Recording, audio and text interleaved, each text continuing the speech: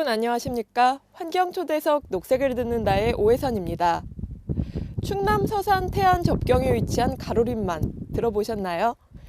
어민들의 터전이자 천혜의 자연 환경을 갖춘 가로림만이 지난 8년간 참 시끄러웠는데요. 바로 환경 훼손 논란을 빚은 조력발전소 설치 문제 때문이었습니다. 다행히도 지금은 사실상 폐기된 계획인데요. 가로림만 자연을 지키는 데는 현지 주민들의 노력이 가장 컸다고 합니다.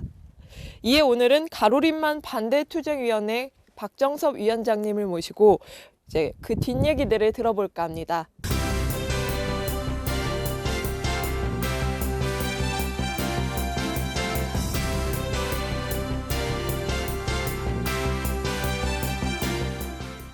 박 위원장님 안녕하세요. 안녕하세요. 네, 만나뵈서 반갑습니다. 네, 우선 환경TV 시청자분들께 인사 말씀 부탁드리겠습니다.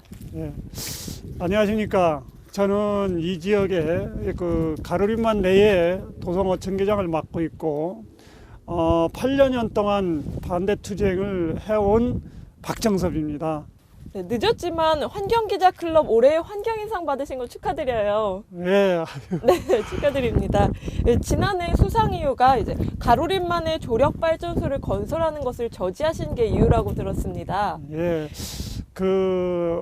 환경클럽 기자분들이 추천해서 저희한테 상을 주신 것은 이 가로림만을 영원히 보존하라는 상이라고 생각이 듭니다. 그렇죠. 오히려 그 상금과 상패를 받았을 때 난 처음으로 기자분들의 상금을 모아서 저한테 주신 것에 대해서는 뭐라 말할 수는 없고, 오히려 우리가 돈을 만들어서 기자분들한테 돈을 줘야 될 그런 게 있어야 되는데 좀 받아본 결과 지금은 무슨 생각이냐면 가로림만 영원히 지켜야겠다라는 생각을 다시 한번 생각했습니다. 네, 가로림만을 계속해서 지켜주시길 바랍니다. 네, 감사합니다. 네, 원래 이제 어업이 생업이시잖아요. 예. 네, 이제 생업을 포기하시면서까지 이렇게 가로림만을 지키려고 하셨던 이유가 있으신가요?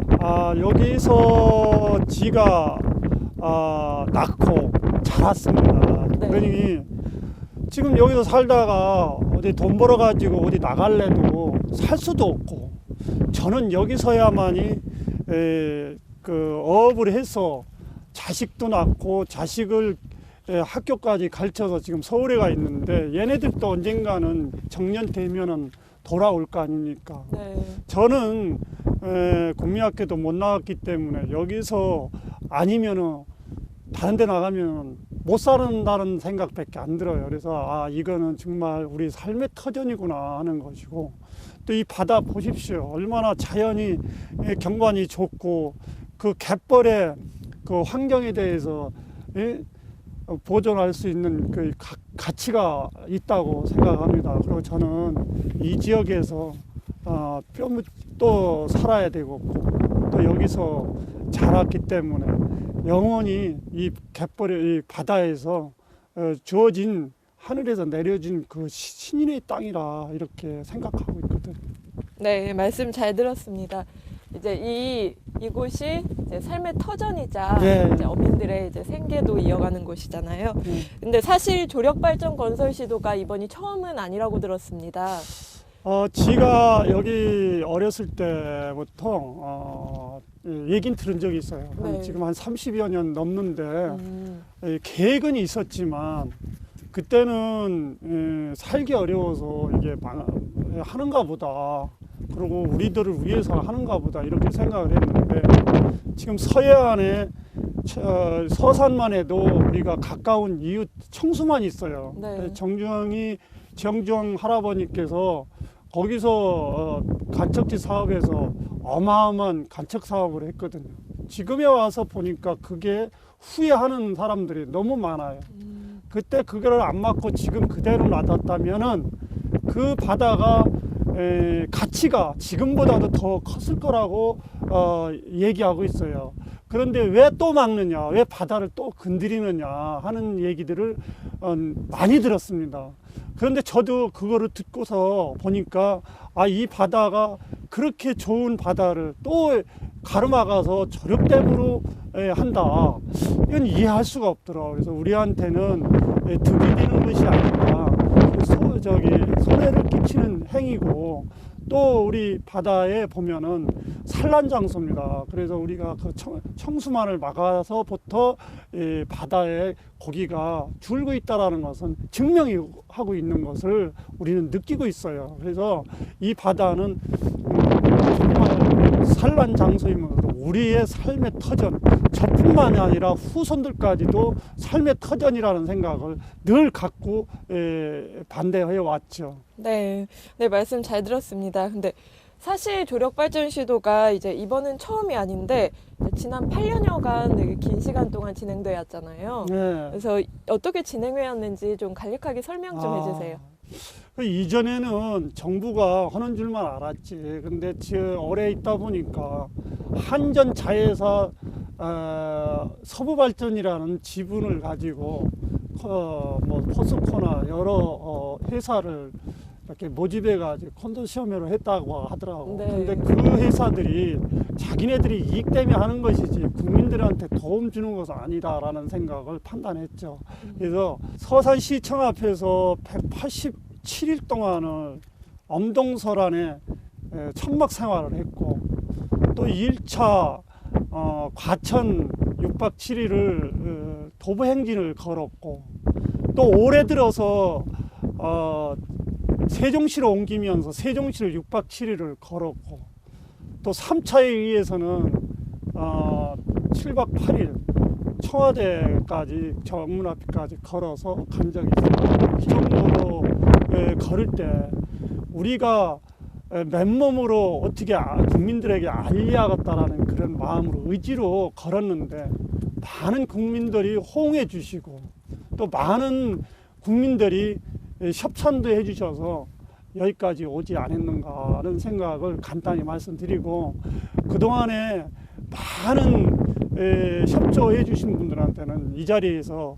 고맙다는 인사를 드리겠습니다. 네, 이제 이 조력발전 건설에서 반대하는 사람만 있었을 것 같진 않아요. 그렇죠. 찬성하는 주민들도 있었다고 들었는데 이제 그 갈등이 좀 있지 않으셨나요? 당연히요, 네. 있죠. 그런데 반대하시는 분들은 이제 바다를 그동안에 30-40년 다니다 보니까 노후돼서 이제 늙어서 힘도 없고 이제 바다를 못 가게 되는 그런 분들이 좀 되게 찬성하시는 분들이 있는데 이해할 수 있어요. 그분들한테는 이제 내가 바다에 이만큼 다녔고 돈도 벌 만큼 벌고 자식도 가르쳤으니까 누가 여기 자식이 와서 사느냐 이런 생각들 하고, 또 보상을 준다 하니까 거기에서 현혹돼서 잠시나마 찬성했을 뿐이지, 그분들이 정말로 찬성하려고 하는 마음은 아니에요. 후손들도 생각하고 하지만 생각이 달랐을 뿐이고, 또 반대하시는 분들은 사실 직접 바다에서 나가기만 하면 돈인데 왜 반대하겠습니까? 그러니까 그분들하고 생각이 달랐을 뿐이지만 갈등이 너무 심했죠.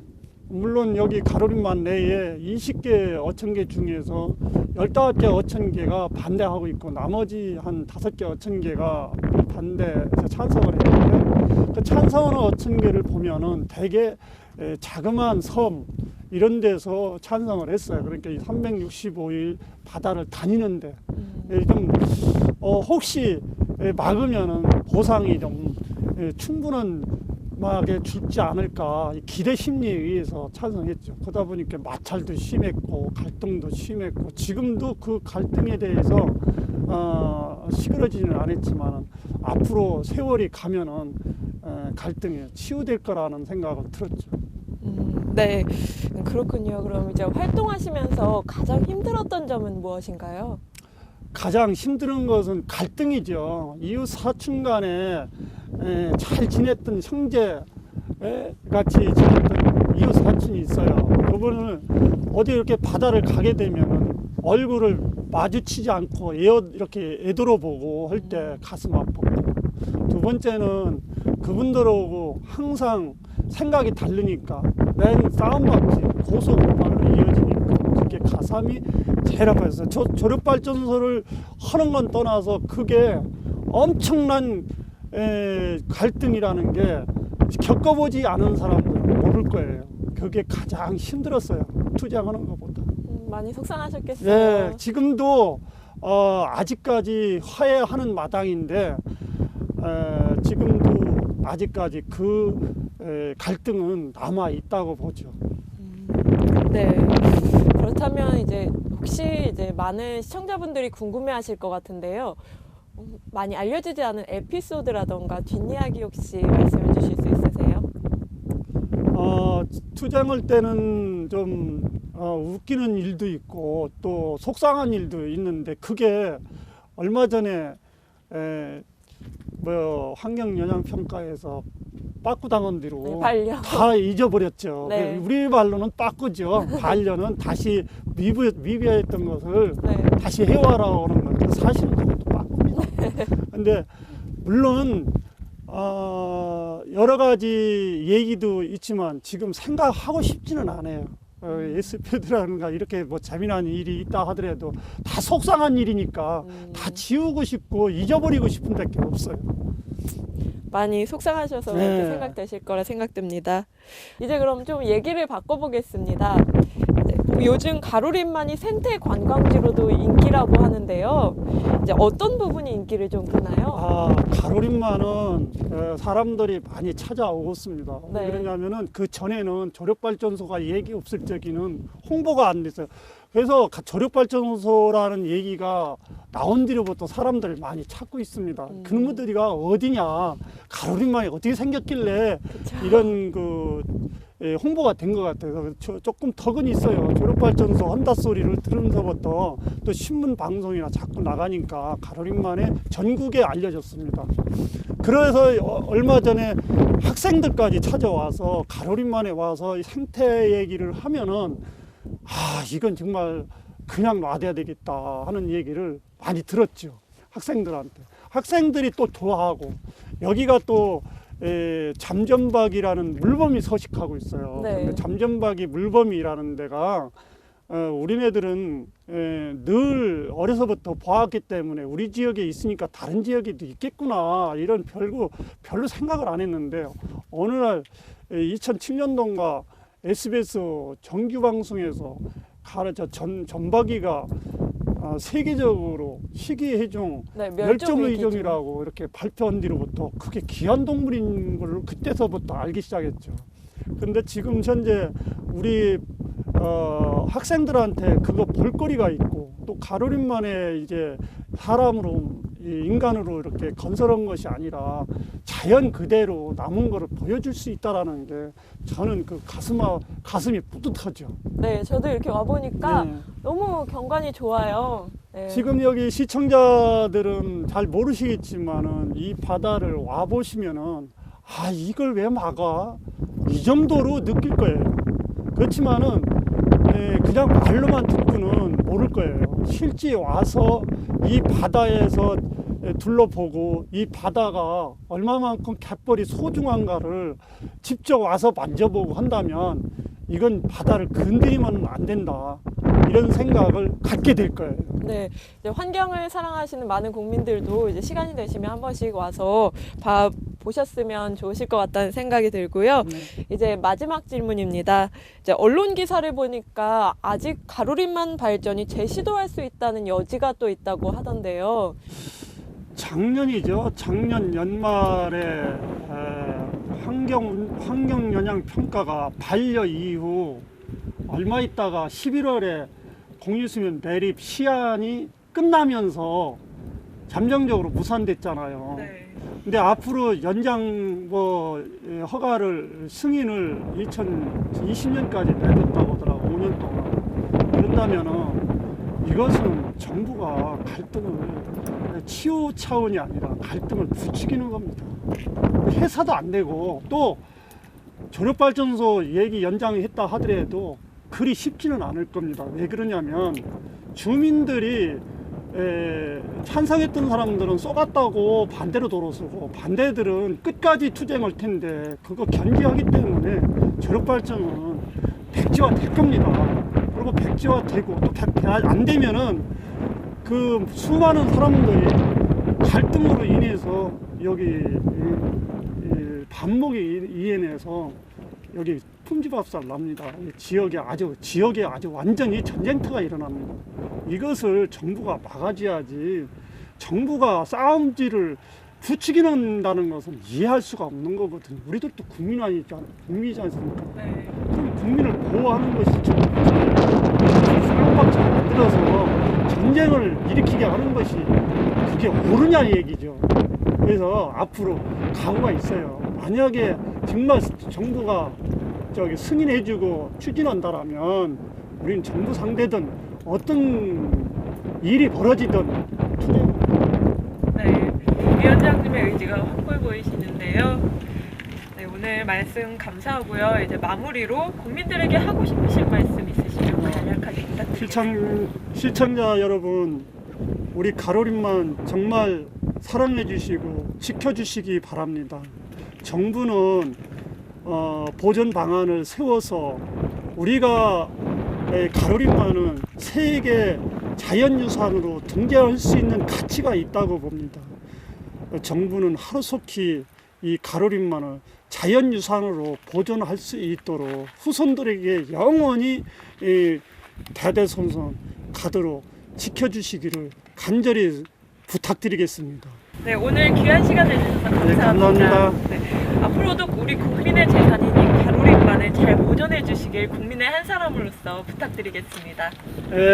놀러 오십시오, 자주. 네, 저도 네. 이번 놀러 오겠습니다. 보전보다는 개발, 경제 논리가 판치는 세상입니다. 하지만 제2의 한강의 기적은 개발 없이도 있을 수 있지만 한 번 잃어버린 자연을 되찾는 것은 너무 어렵다는 점, 네, 잊지 말았으면 좋겠습니다. 환경초대석 녹색을 듣는다. 오늘 여기서 마치겠습니다. 고맙습니다.